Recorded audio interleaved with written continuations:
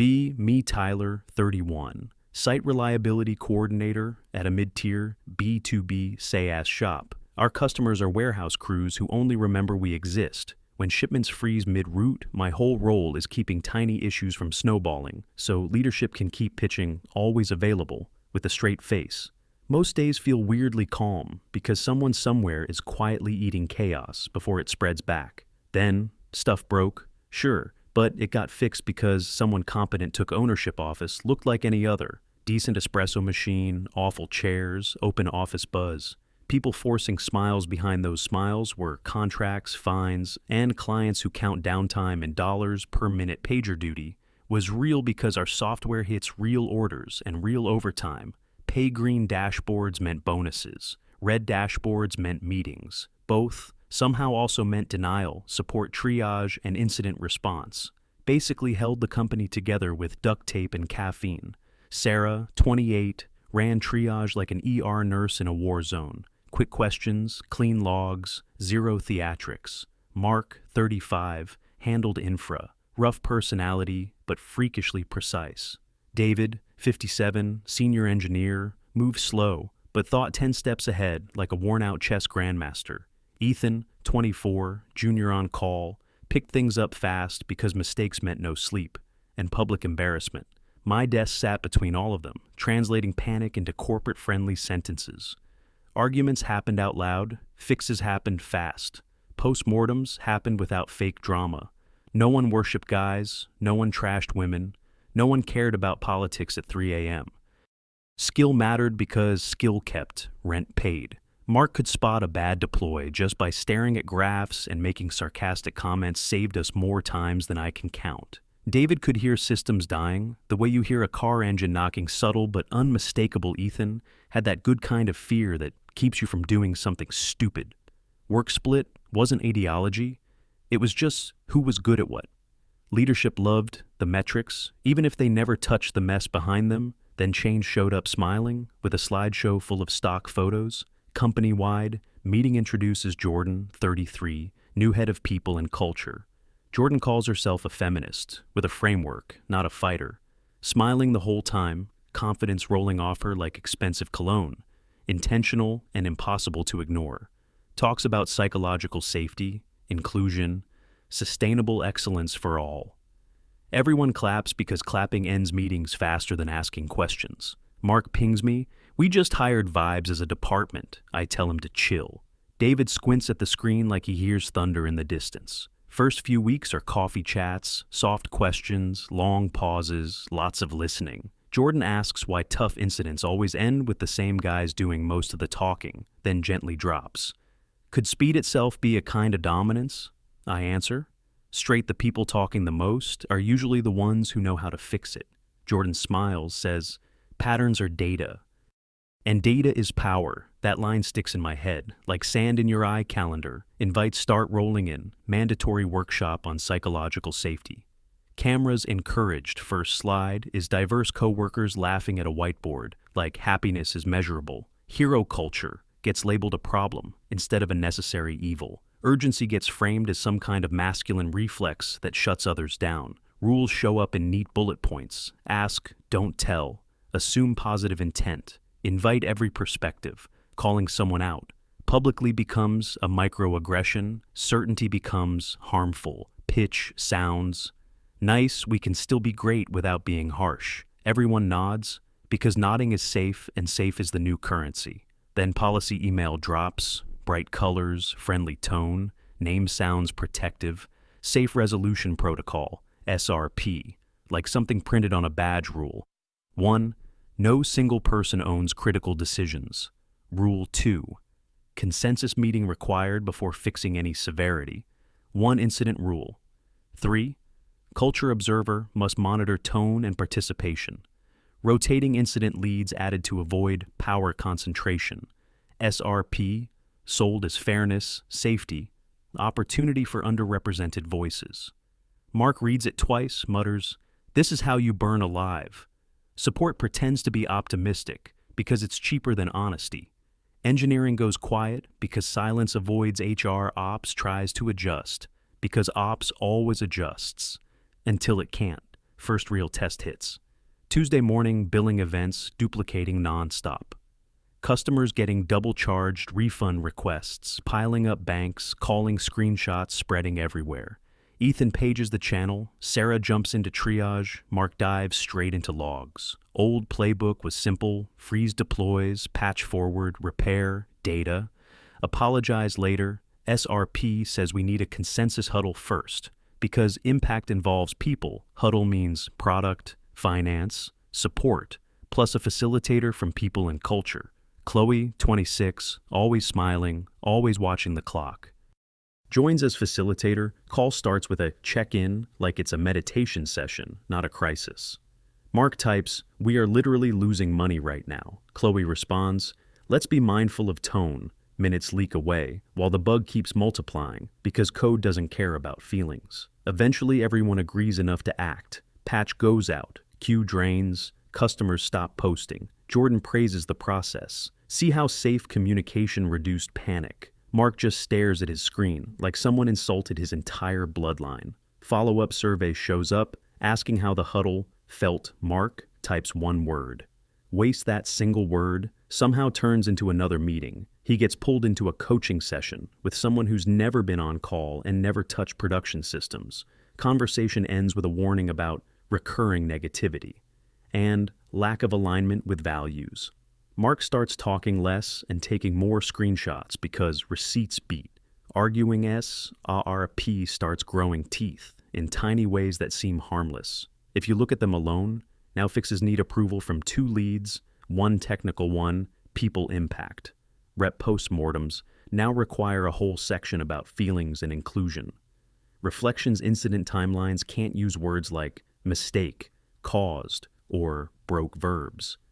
Get swapped out for vague nonsense, everything turns into fog, and fog slows people down on purpose. Customers don't see that fog.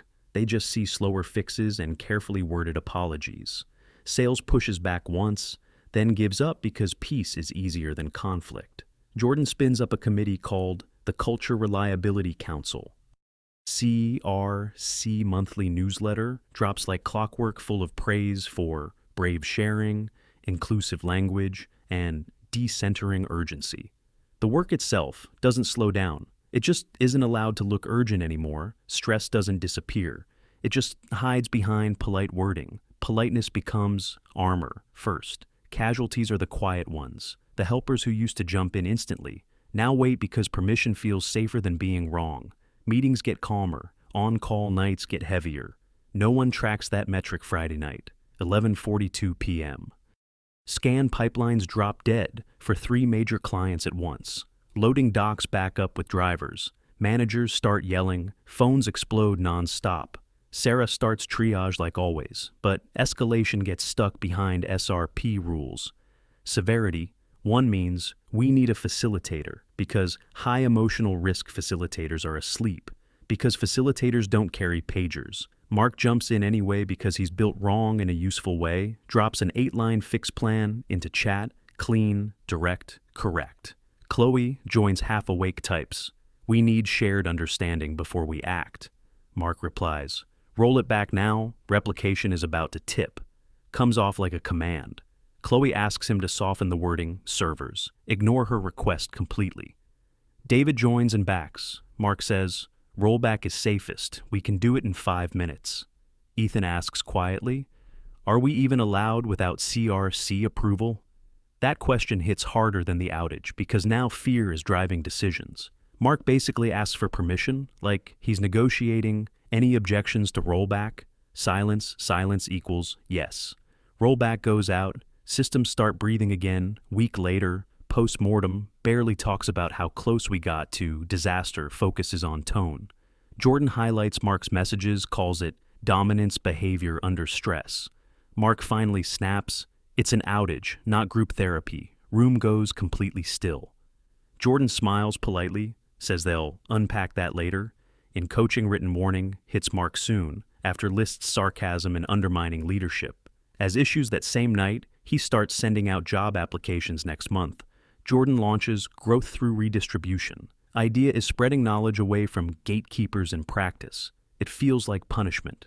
Stop asking Mark, stop asking David, stop relying on old patterns. Incident leads now picked from an emerging leaders list, curated by people in culture alignment with values, matters more than experience, so the list fills up with calm talkers. Nina, 27, sharp and hard-working, gets picked as lead way too early, tries to set up mentorship with Mark, blocked for unhealthy dependency. Instead, she gets assigned a communications coach, because apparently wording matters more than systems. Knowledge coach teaches her how to express uncertainty with confident softness. Systems don't care about confident softness, systems care about correct actions. Chloe gets promoted into leadership rotation because she holds space under pressure. Holding space during outages basically means delaying fixes to ask how people feel. Customers don't care about feelings. They send penalty invoices. Jordan tracks metrics like harmony, sentiment, fewer after-hours interventions. Finance tracks penalties, churn risk, and declining renewal. Confidence, new rule, drops on-call, pay differences reduced. Jordan calls it fairness, says stress shouldn't be financially rewarded. Mark lets out this short, bitter laugh, asks who exactly is rewarding, putting out fires. Then Ethan quietly tries to get off rotation. Pay doesn't justify the misery anymore. People stop volunteering. The invisible safety net disappears with it. First, major client loss hits not from one big outage, but 3 smaller ones stacked together, each one delayed by process, each one ending in a post-mortem about wording instead of code. Client email comes in, polite, cold, final, contract terminated, due to operational unreliability. Sales starts panicking quietly in the corners, product points, fingers at support, support points, straight at Opis. Alpia, shrugs and blames, physics itself. Jordan blames hero culture and calls for deeper commitment to SRP. Mark quits. Wednesday morning, 2 short sentences, no emotion, no drama. Jordan sends a farewell message praising his journey and reminding everyone no one is irreplaceable. People clap, but it sounds hollow. Like cardboard smacking together, Mark's knowledge doesn't disappear. It just fragments across stressed-out people barely holding things together. Week 1 without Mark. Some forgotten certificate expires and breaks a client's SO. Ethan chases it for 6 hours. Straight documentation is wrong, owner is gone. Jordan asks why he suffered alone instead of collaborating. Ethan schedules a huddle, 40 minutes of talking, 5 minutes of actual fix. Client is furious anyway. Week 2, without Mark Q. Backlog starts creeping up. Turns out one tuning setting got missed. Nina finds it by accident. Jordan praises her for bringing her full self to the solution. Nina looks drained, not empowered. That's what scares me.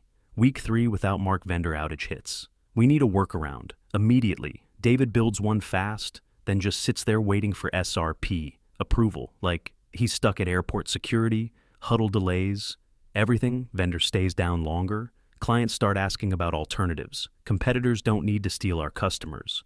We're basically handing them over. Jordan adds new rule, respectful inquiry. Criticism must be phrased as questions. Example, I'm curious how this supports shared goals. During outages we're being curious while everything burns. David stops offering extra context. Questions feel like traps. Now he used to fix first. Explain later. Now he explains carefully and fixes last. Jordan calls it growth. We're bleeding. Seconds, like open wounds, breaking point. Starts with a calendar, invite and pastel, markers half-day retreat, titled Reimagining Reliability. Scheduled the day before our biggest traffic spike of the year. Ops begs to move. Jordan says, we don't pause humanity for business cycles. Business cycles don't care about humanity. Friday morning, we're in a rented room doing worksheets about our feelings toward urgency alerts are still going off. Because systems don't care about workshops. Scan ingestion slows, then stops. Alerts stack up non-stop. Warehouse clients start calling. Weekend crews already stretched thin and pissed. Jordan tells me to stay present in the exercise. Hands my phone back like it's some kind of lesson. Something in my brain just shuts off to cope. Sarah leans over, whispers, we need to step out. Jordan says, trust the process. Process is paper. Paper doesn't fix servers. We step out anyway because reality wins. Eventually, root cause points to a deploy that needs immediate rollback. SRP says we need a huddle first. So now we're on a severity 1 call under fluorescent lights next to sticky notes. Nina is leading hands, shaking eyes, bouncing between dashboards and Jordan David types, rollback steps. Then just waits like he's asking permission to breathe. Jordan asks if rolling back might damage confidence in the new pipeline. Ethan asks if he should alert clients. Jordan warns about panic language. Sarah writes a direct update anyway because she actually cares about outcomes. Recovery time drags way past. SLA. Decision-making has turned into theater. One client invokes penalties live on the call, voice cold and precise. CFO joins silently. That silence feels expensive. Rollback finally happens. System stabilized, damage already done. Monday all hands feels gray. No energy, no jokes. CEO asks why it took 40 minutes to align while money burned. Jordan calls it urgency, dysregulation, and dominance patterns. CFO asks for numbers. Numbers don't care about buzzwords. Board demands investigation. Jordan hears backlash and patriarchy, tightens policies even more, direct assignments banned, Slack usage restricted because it recreates hierarchy. Requests must be phrased as invitations. Invitations during outages feel like writing poetry. Underwater, people comply because not complying is career suicide. Compliance looks like silence. Silence is the safest move. People start leaving slowly, one by one, spread out enough to look manageable on paper. Senior back-end guy quits. Says culture mismatch with a careful smile. Another leaves to join. Mark at his new place. Turns out Mark is building something sane. Jordan calls departures, necessary evolution. Finance calls it losing limbs. The guys don't sabotage anything. They just stop saving us. Then they leave quietly. Support tickets increase, then escalate harder.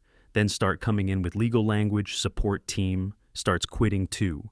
Getting yelled at for delays burns people out fast. Sarah stays longer than anyone, pride glued to responsibility. Retention bonuses? Get suggested, Jordan shuts it down, says it rewards hero. Behavior requests come in to raise on-call, pay, Jordan rejects it, says it monetizes stress. Request comes in to pause culture initiatives temporarily. Jordan rejects that too, calls it dehumanizing. Sarah looks at me and quietly asks, does she even notice people are quitting? Notice finally hits when our second biggest client walks. Email is polite, cold, final. Jordan tries to set up an exit interview, client declines completely. Emergency leadership meeting gets called. Jordan shows up with sentiment charts like they're a shield. CFO asks why morale metrics are up while revenue is dropping. Jordan says safety improved during transformation. CFO says you can't pay salaries with feelings. Jordan calls that phrasing harmful. CEO steps in, asks for a recovery plan, less outages, more retention. Jordan suggests more facilitation, stricter enforcement, bigger people and culture, team problem. Most engineering leaders are already gone. We push them out one by one. Reality is logs, penalties, churn, missed deadlines. Burnout narrative is safety, inclusion, alignment. Long-term health. Jordan lives inside the narrative because that's where her authority comes from. Next target becomes David. He writes a doc saying SRP delays fixes and increases risk. HR opens investigation for communication harm and intimidating certainty. Witness interviews focus on how his words made people feel. Nobody wants to say it felt accurate. Truth gets you punished, so answers become vague, politically safe. David gets put on a performance improvement plan, issues listed, tone and collaboration. He reads it, nods once, says, "Thanks for clarifying." 2 days later, he resigns. Calm email, no drama. Jordan repeats the line, "No one is irreplaceable." That line starts aging badly. Week after David leaves a hidden bug in constraint. Logic starts skewing schedules. Warehouses miss windows, first minutes, then hours, then entire shifts. Drivers sit idle, burning fuel. Managers blame their teams, then blame us. Team spends 2 full days trying to align understanding problem is obvious. The whole time, fix lands late.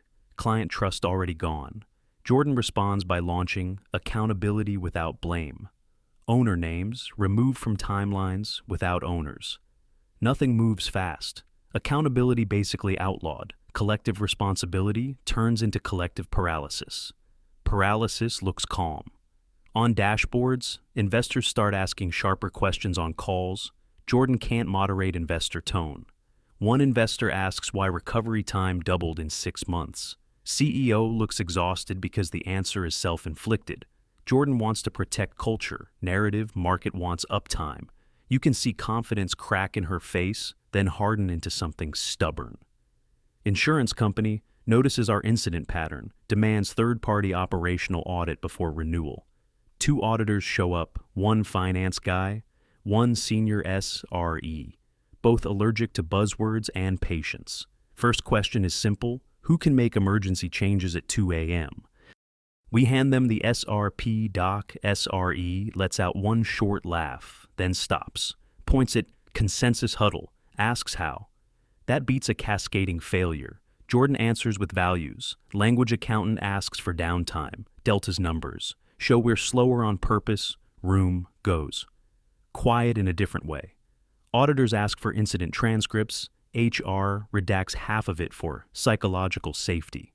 SRE asks to talk to David. We have to admit he already left. That lands heavy because losing talent is a metric you can't spin. Jordan responds by rolling out ToneBot and Slack, auto flags. Words like urgent, now, broken. People start typing like lawyers. Outages start feeling like crime scenes. Final move is an engineering restructure marketed as liberation. Incident response team dissolved, replaced with embedded reliability partners. No one directly owns uptime anymore. That's both the goal and the problem. Senior guys get moved into support roles to reduce dominant influence. Those same guys were the last ones quietly fixing everything. Chris, 38, asks for a reference and leaves Andre. 34 says nothing, accepts an offer, gone in 2 weeks. Departure emails stack up like snowfall. Quiet, steady, unstoppable stay. Interviews happen, people lie, honesty gets punished. Silence gets rewarded. Leadership thinks we still have time because exits are staggered, not explosive. Holiday weekend hits. Traffic spikes. Hard. Staffing is thin. A config change slips through. Reviewer stays quiet to avoid conflict, so it ships untouched auth tokens, break across an entire region. Clients lose access instantly. Phones blow up. Inboxes flood. Slack goes insane. SRP demands another huddle. We start it, but half the right people are gone now. Nina leads, Sarah handles triage. Ethan is panicking quietly. Jordan is correcting wording. Mid-incident, someone types, "We need to move." Jordan replies, "Please avoid urgency pressure." CEO jumps in, types, "Let's fix it now." That sentence breaks SRP in the cleanest way possible.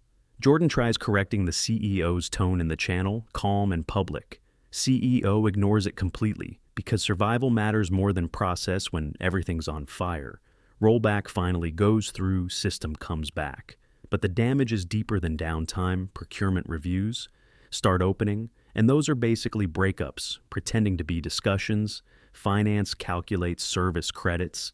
They look pale doing it. Board schedules a closed-door meeting. Jordan isn't invited. She calls it backlash. Calls it patriarchy. Because blaming something is easier than admitting, failure still walks into the situation. Armed with binders and certainty board, doesn't want philosophy, they want stability, and customers staying. Jordan offers more SRP, more policy, more hiring for culture, more training board, asks for proof. Any of that actually works. Charts don't help. Sentiment graphs look great. Uptime graphs look like a slow collapse decision, gets made quietly, containment. Jordan loses control over operational policy, not fired, yet just boxed in with corporate wording. She leaves the meeting angry, tells her team they're under attack for a week. Enforcement gets even stricter. Fear makes people cling harder to rules. HR opens a case on Sarah. Reason bypassing process during the holiday outage. Sarah resigns. That Tuesday triage basically falls apart overnight. You can't replace judgment with forms. CEO brings in an external OPS consultant, old school type, straightforward. 0. Patience for buzzwords. Consultant reads logs, reads timelines. Asks one simple question: why did fixes wait for permission? Report comes back, brutal. SRP increased recovery. Time, SRP reduced accountability, morale metrics. Look nice, but mean nothing. Operational, health is declining, talent loss. Clusters around punishing competence and discouraging action. Board reads it, CFO nods immediately. CEO just exhales. Decision. Finally happens. Private equity steps. In fast buys, low promises. Turnaround starts cutting, deep weirdest part. Jordan doesn't get fired, she gets repositioned. New title, Director of Operational Integrity. The irony tastes bitter. Engineering gets outsourced, vendor charges by the hour, follows strict playbooks, after hours fixes drop massively. Not because things improve, but because vendors don't care enough to jump in.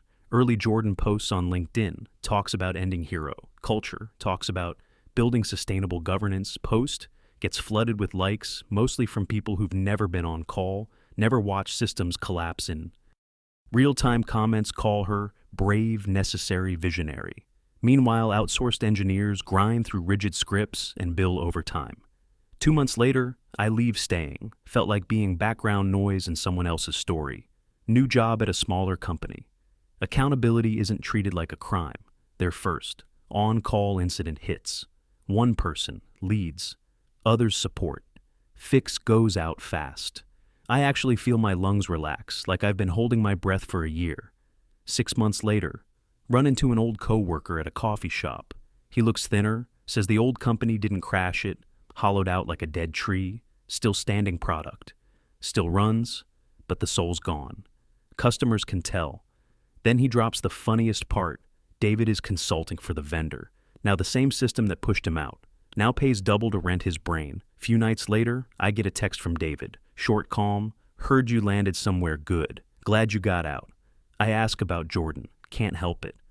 Habit, he replies. She'll call it sabotage, not consequence. Consequence needs humility. Last twist hits. Later, my new company pitches a huge prospect warehouse giant, same one we lost, back during the SRP era. Their CTO asks one question: who decides when things are burning? Answer is simple.